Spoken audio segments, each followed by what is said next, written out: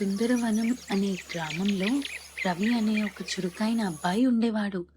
కానీ అతనికి ఓపిక చాలా తక్కువ. ప్రతీదీ తొందరగా జరిగిపోవాలని ఆశపడేవాడు. ఆ ఊరిలో సోమయ్య అనే వృద్ధ తోటమాలి ఉండేవాడు.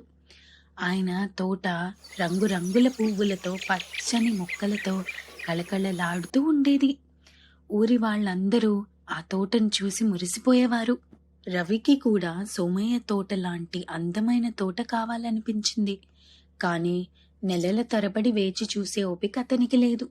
ఒకరోజు సోమయ్య దగ్గరకు వెళ్ళి, తాతా, నీ తోట లాంటి తోట నాకొక్క రోజులో కావాలి. ఏదైనా అద్భుతమైన ఉపాయం చెప్పు అని అడిగాడు. సోమయ్య నవ్వి రవికి ఒక పాట నేర్పాలనుకున్నాడు. అతను 2 చిన్న సంచుల్నిచ్చాడు. ఈ ఎర్ర సంచిలో అద్భుత విత్తనాలున్నాయి. ఒక్క రాత్రిలో తోటను సృష్టిస్తాయి. ఈ నీలం సంచిలోని విత్తనాలకు మాత్రం ఓపిక, శ్రద్ధ, నీళ్లు కావాలి అని చెప్పాడు. రవి ఆనందంతో ఎగిరి గంతేశాడు. నీలం సంచిని పక్కన పడేసి ఎర్ర సంచిలోని అద్భుత విత్తనాలను తన పెరట్లో చల్లాడు.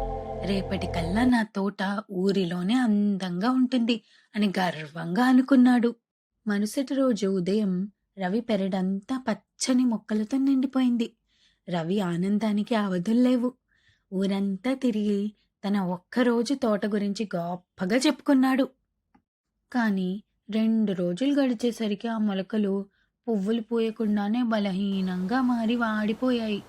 అవి అందమైన మొక్కలు కావు, కేవలం పనికిరాని కలుపు మొక్కలని రవికి అర్థమైంది.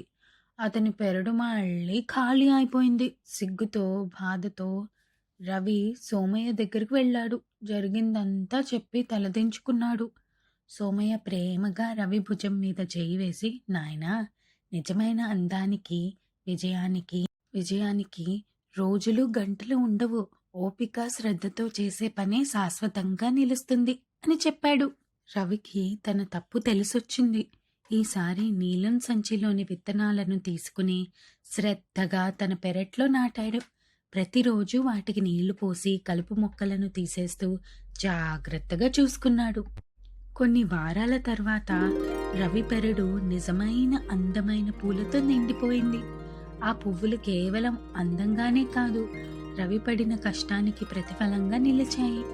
కష్టపడి సాధించుకోవడంలోనే నిజమైన ఆనందం ఉందని రవి ఆ రోజు తెలుసుకున్నాడు.